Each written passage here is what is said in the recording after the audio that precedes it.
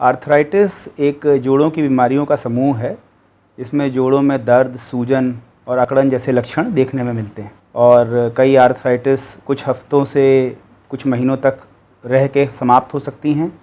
कुछ आर्थराइटिस ऐसी भी होती हैं जिनके लिए मरीज़ को जीवन भर दवाई खानी पड़ती है। जीवन भर वो मरीज़ के शरीर में रहती हैं और उनका इलाज लगातार किसी अच्छे डॉक्टर की सलाह से लेना पड़ता है। आर्थराइटिस कई प्रकार की हैं और उनमें कई ऐसी भी बीमारियां हैं जो कि जोड़ों के अलावा शरीर के अन्य अंगों पर भी अपना असर डालती हैं, जैसे कि आँखों पर, फेफड़ों पर या आंतों पर। तो ये कहना सही नहीं होगा कि आर्थराइटिस केवल जोड़ों की बीमारियां हैं। आर्थराइटिस के साथ शरीर के अन्य अंग जोड़ों के अलावा वे भी प्रभावित हो सकते हैं। बच्चों में होने वाली आर्थराइटिस के प्रकार अलग होते हैं। युवाओं में होने वाले आर्थराइटिस अलग प्रकार के होते हैं और जो आर्थराइटिस प्रौढ़ों में और वृद्धों में होते हैं आमतौर पे वे ऑस्टियोआर्थराइटिस के मरीज़ होते हैं।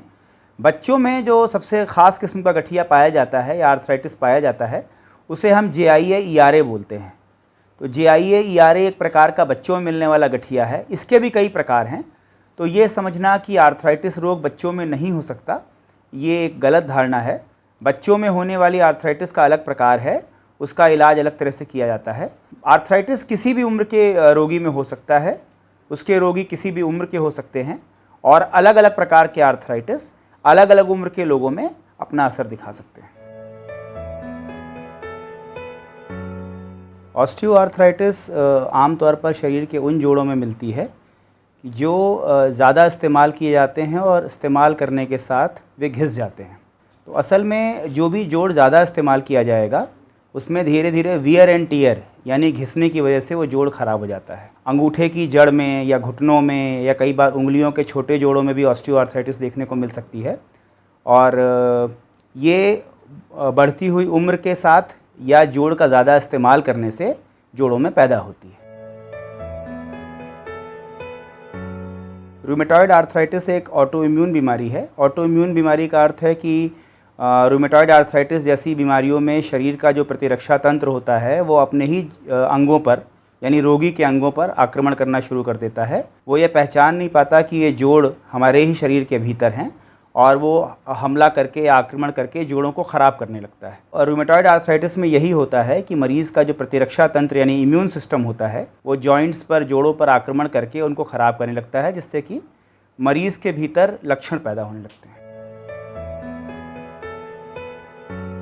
जोड़ों में दर्द का होना, सूजन होना या जोड़ों में अत्यधिक अकड़न होना, सुबह उठते समय लगे कि जोड़ काम नहीं कर रहे हैं या वो जकड़ गए हैं, इस तरह के लक्षण आर्थराइटिस में देखने को मिल सकते हैं। कभी कभी जोड़ों में जब ज़्यादा दिनों तक आर्थराइटिस रहती है तो उनमें खराबी आ जाती है, वो टेढ़े भी होने लगते हैं। आर्थराइटिस के मुख्य लक्षण यही हैं। इसके अलावा जब आर्थराइटिस रोग जोड़ों के अलावा अन्य अंगों को प्रभावित करते हैं तब उनमें भी लक्षण पैदा हो सकते हैं। अगर आपको गठिया के लक्षण अपने शरीर में नज़र आते हैं, आपके शरीर में कहीं भी जोड़ों में दर्द है या जोड़ों में कहीं सूजन उभरती है या आप अगर जब सोकर उठते हैं तो आपको लगता है कि आपके जोड़ आधे घंटे से ज़्यादा अकड़े हुए हैं, तो आपको उचित विशेषज्ञ के पास यथासंभव जाने का प्रयास करना चाहिए। उसके बाद डॉक्टर आपकी कुछ जांचें कराते हैं जो कि उन गठिया रोगों को डायग्नोज करने में मदद करती हैं। उन जांचों के आधार पर और लक्षणों के आधार पर फिर गठिया की पुष्टि होती है। एक बार जब डायग्नोसिस बन जाती है उसके बाद फिर इलाज का काम शुरू होता है। तो ये आपको देखना है कि आपके शरीर में अगर जोड़ दर्द, सूजन और अकड़न के लक्षण हों तो आप उनको नज़रअंदाज ना करें, आप समय रहते डॉक्टर के पास पहुँचें। यहाँ एक बात बताना ये ज़रूरी है कि अगर आप गठिया के इलाज में देरी करते हैं तो जोड़ कई बार परमानेंटली ख़राब हो जाते हैं, मतलब वो इतने ख़राब हो जाते हैं कि बाद में दवा लेने पर भी पूरा फ़ायदा नहीं होता।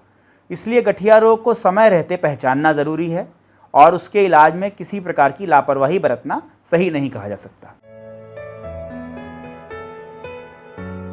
अलग अलग आर्थराइटिस रोगों का इलाज अलग अलग है। दवाओं का इस्तेमाल करके आर्थराइटिस को बढ़ने से रोका जा सकता है। कई आर्थराइटिस ऐसे हैं जिनको जड़ से समाप्त करना संभव नहीं है, लेकिन प्रतिरक्षा तंत्र को दबाकर, उसे कंट्रोल करके, नियंत्रित करके आर्थराइटिस रोगों को नियंत्रित किया जा सकता है। साथ ही रोगी को अपनी दिनचर्या पर भी बदलाव लाने की ज़रूरत होती है। क्या खाना है, क्या नहीं खाना है, नियमित व्यायाम करना है, वज़न को नियंत्रित करना है, और सबसे महत्वपूर्ण बात यह है कि किसी भी प्रकार के नशे से दूर रहना है। तो ये सारे अगर मरीज़ उपचार लेता है, सारी बातों पर ध्यान देता है, तो आर्थराइटिस रोगों को ठीक प्रकार से नियंत्रित करने में सफलता मिल सकती है।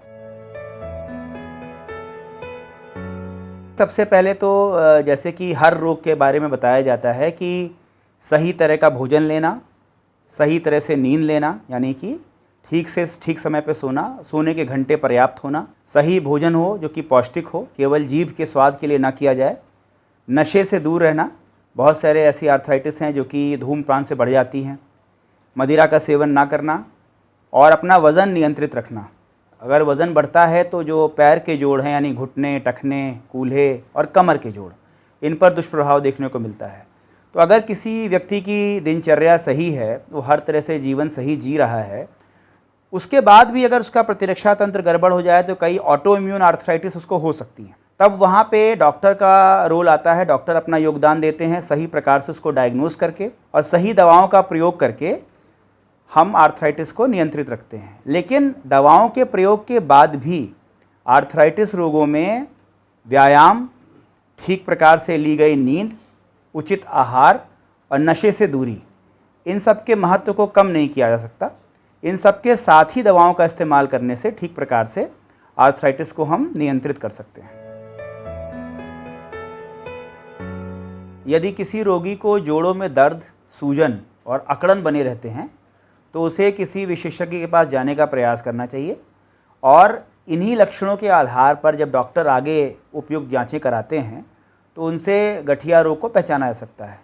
तो पहले तो डायग्नोसिस बनाई जाती है कि अमुक रोगी को गठिया है कि नहीं, फिर यह पता किया जाता है कि अमुक रोगी को कौन सा गठिया है या कौन सा आर्थराइटिस है।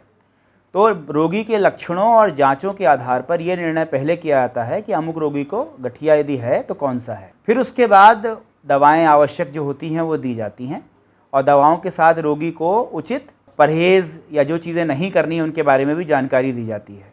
अब जैसे कि बहुत सारी ऐसी आर्थराइटिस हैं जिनमें कि हमें मांसाहार या मदिरा पान के लिए सख्त रूप से मना किया जाता है। जैसे कि एक यूरिक एसिड का गठिया होता है, इसे गाउट कहते हैं, उसमें मांस और मदिरा के सेवन को मना किया जाता है, क्योंकि इनको लेने से यूरिक एसिड का स्तर खून में बढ़ सकता है और गाउट की बीमारी को नियंत्रित करने में दिक्कत आ सकती है।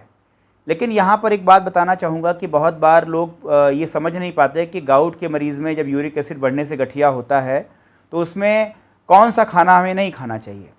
तो यहाँ पर ये ध्यान देने की ज़रूरत है कि जिन आहारों में प्यूरिन होता है, जैसे कि कई बार डॉक्टर दाल पे भी अंकुश लगाते हैं, कहते हैं कि आप दालों का सेवन भी ना करें मांस और मदिरा के अलावा। उसके पीछे वजह यही होती है कि इन आहारों में प्यूरिन वो रसायन है जिनसे डीएनए का निर्माण होता है, प्यूरिन प्रचुर मात्रा में पाया जाता है। तो इनकी वजह से इनको जब हम बंद कर देते हैं या इनको घटा देते हैं भोजन में, तो इससे गाउट को नियंत्रित रखने में आसानी होती है। अब यहाँ ये ध्यान रखना है कि मदिरा और मांस अगर आप नहीं लेते हैं, लेकिन तो भी आपको थोड़ी मात्रा में तो कुछ ना कुछ खाना पड़ेगा, क्योंकि दाल और मांस यही वे आहार है जिनसे कि लोगों को प्रोटीन प्राप्त होता है। तो मांसाहार, विशेष रूप से जो रेड मीट होता है और मदिरा, इसको तो गाउट जैसे गठिया रोगों में बिल्कुल मना किया जाता है।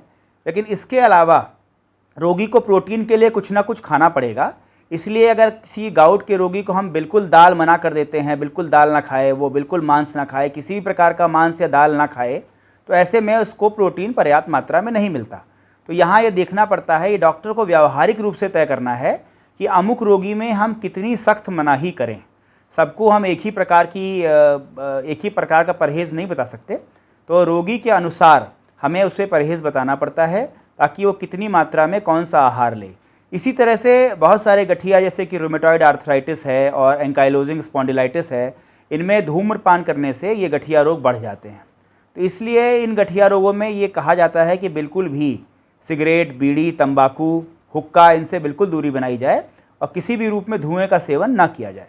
फिर कई गठिया रोग ऐसे हैं जिनमें कि अगर मरीज़ का शरीर भारी है, वो वज़नी शरीर का है, तो उसके जोड़ खराब हो सकते हैं, जैसे कि रीढ़ की हड्डी के जोड़, घुटने और टखने के जोड़। तो इसलिए वज़न को भी नियंत्रित करने की बात डॉक्टर कहते हैं।